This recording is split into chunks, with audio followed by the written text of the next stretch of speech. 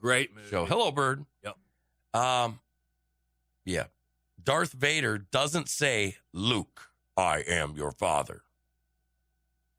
Luke, I am your father. No, it's simply, no, I am your father. No, I am. Now, is that a weird one or what? Yeah.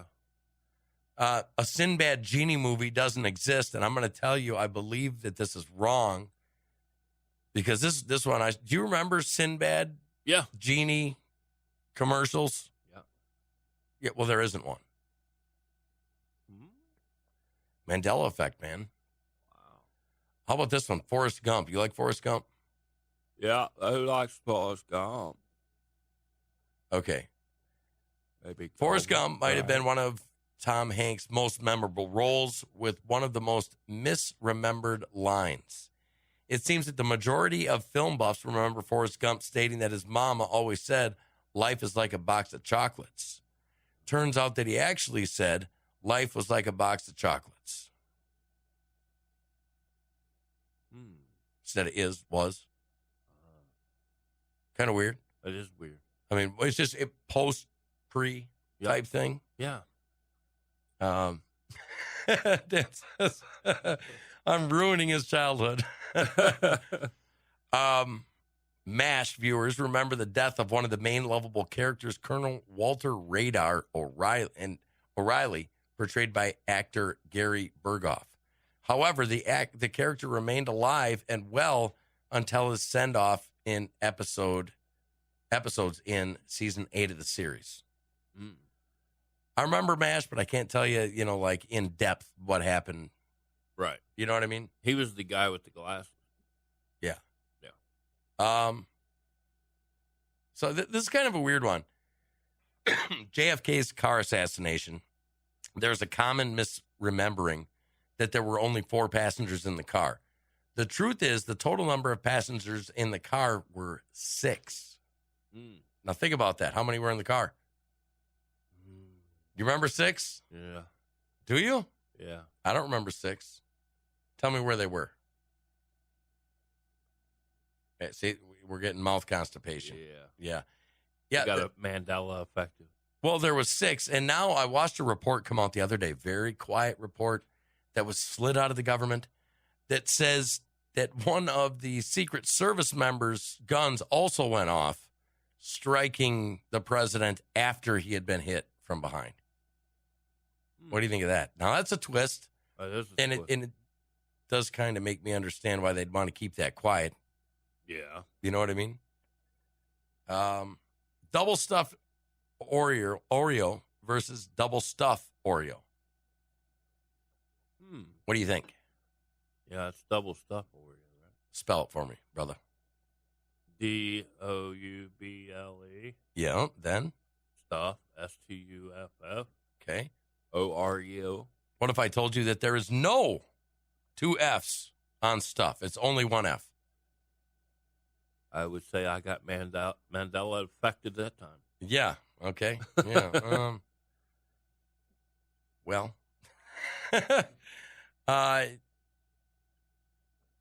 this is kind of a weird one, and it's going to snap you back. Even though you've been pronouncing or singing their theme song of the name of this beloved animated family as the Flintstones, yeah, the actual name is the Flintstones. I hear a lot of people make that mistake, but it jerks you back right away, and you're like, oh, yeah, it was Flintstones. Flintstones, yeah. Right. Like Flint, Michigan. Yeah, well, I wouldn't go that far. I know, right? How about Kit Kat versus Kit Kat? Yeah. Kit Kat may look correct to you, and you are not alone in thinking so. However, the classic chocolate bar has never had a hyphen in between Kit and Kat. Nope. Hello, Kate. It was just one big word. Yeah, well, do you remember it that way, or do you remember the hyphen? I don't remember the hyphen at all. You don't remember the hyphen? Okay. How about Mr. Rogers' theme song?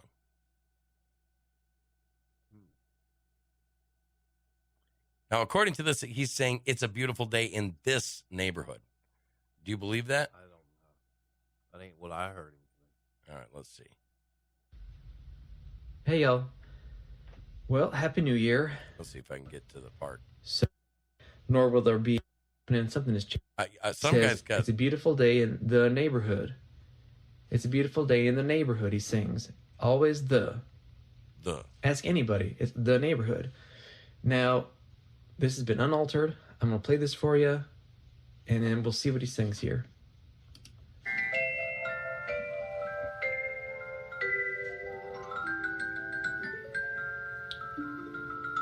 Just coming up here. I think he has to walk into his house. I think it's coming up here. Okay, here we go. Nope. Okay, here it is. Okay, listen. It's a beautiful day in this neighborhood. Wow. Beautiful day for a neighbor. Y'all hear that? I'm gonna play that again here. Beautiful day in This neighborhood. He did Okay. say it's a beautiful We even day had somebody in say the neighborhood, but it's He this. said this. Listen.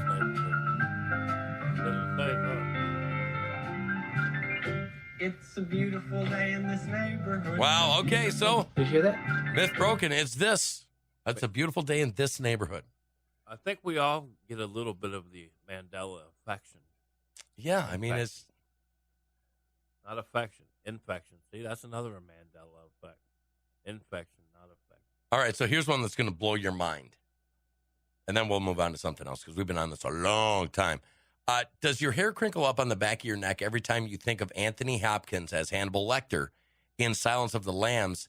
In an iconic scene, Hopkins greets Jodie Foster, who plays Clarice.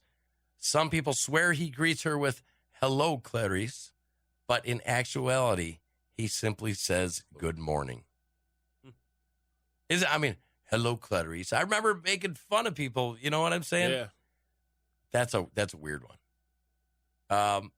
So, yeah, it is what it is. Mandela effect, there's something to it. Maybe we're remembering it wrong. I don't understand what the benefit of it would be. However, I think it's proof that they've dumbed us down over the years. Well, you're probably right. Oh, there's no doubt about it. I wanted to talk about something that I thought was kind of important and nobody is talking about. And this is not fantasy land here. Right. What would you say if we were like in a time where politicians that are running for government were just smoked out? Would you say that'd be like post-apocalyptic type thing? Oh, yeah. I mean, if you're running to be a politician, they don't like it, they just rub you out. Yeah. This is a Wall Street Journal report. And I want you to look at this.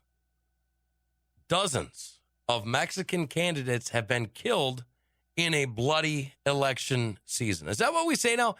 Dozens of Mexican candidates have been killed in a bloody election season? Wow. You know what I mean? So they're talking about your shirt again. Mexico's crime gangs looking to control local territory are gunning down politicians who resist. So we're kind of back to the good die young. Right. In Mexico, if you're a man or woman of principle, if you have and live within a moral compass and you want to do well for the people, but you're not really doing what the cartels or gangs want you to, yeah, they just roll up and smoke you. Done. Yeah. Bam. Capiche. How were they killed? Well, most of them were shot. Some were stabbed. I believe it's 34. Okay, I'm wrong. From February to April, 46 elected officials, members of political parties and candidates for office were killed. A 44% jump compared with the 2018 elections. Mexican political consulting firms say. Since September, when the electoral process began, 82 politicians have been killed. Most of them gunned down. 82. Now, okay, just imagine for a second, what would happen? Is this the real reason why everything's going on in D.C., why all the National Guard troops are there? That's a possibility. I've been thinking that anyway. Well, is it because, literally 82 Mexican politicians? Yep. Weird. Yeah. It's getting weirder. But it tells me one thing. Mexico, the Mexican politicians and the Mexican government are not in control. The people are not in control. Is this what they're afraid of, and why? Yeah. You know what I mean? Right. I don't know. It was really shocking to me when that sheriff came out the other day, mid-Texas, and said, I want everyone to be carrying their defense tools. Everybody. Yep. Because the cartel is coming up here and they have no problems. Just boom, you're gone. Yeah. 60 candidates have withdrawn simply because 82 other ones are dead. I can't imagine a world like that. I don't want to imagine a world like that, and I don't want America to be in that world. No. Did you notice it's not about political affiliation down there either? No. It's about, will you work with us? Will you be dirty or won't you? It kind of comes back to yesterday when we were talking about El Chapo. Yeah. And how they closed the courtroom and they wouldn't let people listen to the politicians that he had paid off in America. Yeah. Is national security? Is that the reason why? Because this might happen to the politicians that got paid off, the dirty ones? Oh, yeah. I believe so. I believe that's the road that they breathe down. I'm going to tell you something, being apolitical.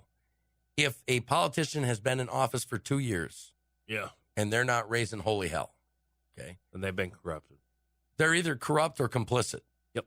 It's one of the two C's, corrupt or complicit. One of them, both. And I don't care what party they come from. No. It's usually the same wallets that are greasing pockets from both parties. Yeah, it doesn't have a party line. Well, I wouldn't have believed this if somebody just told me this, but literally the Wall Street Journal. Yeah. What do you got to say about that? I just say that grease pockets is real easy. And speaking of grease. Ooh. That's something good, though. That's bacon wrapped. Oh, wow. See what I'm saying? Now, why can't they all just sit down and have one of those together? Yeah, no kidding. The power of the donut. Do you know what you could do? Like if you just said, all right, let's have a meeting. Like they used to do, in old school days. Let's have a sit down. I'll bring the donuts. You bring the coffee. You know? Yep. If we get along, there'll be some Jaeger afterwards. You know what I mean? Yeah, but they do nothing. We do donuts. Yeah. It's going to make them gain weight. You know what I mean? And that's a okay. Mandela effect, right? Well, I'm telling you, look at that thing. I'm telling you, if we could just have the world for a few days and bring people to the table, sit down, find some common ground. Yeah. But, I think it's just too late for some of them. They got so deep over their head. Now it's too late. Once you go there, they can't go back. Well, I agree with that. It sucks. It really does. We sucks the life out of this country. Well, corrupt politicians. We need to bring in somebody that can do the impossible. Yep. Like Chuck Norris. Like me or the only guy that can punch a cyclops between the eyes. Right. He can stand faster than people run. I believe it. If we could bring in that type of person. He is the godfather of time. Well, he decides what time it is. He doesn't even wear a watch.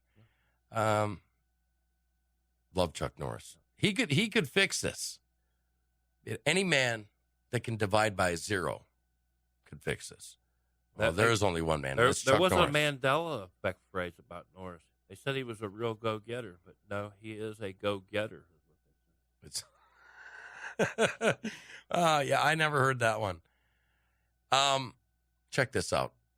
16 of the oddest animal rescues in the world.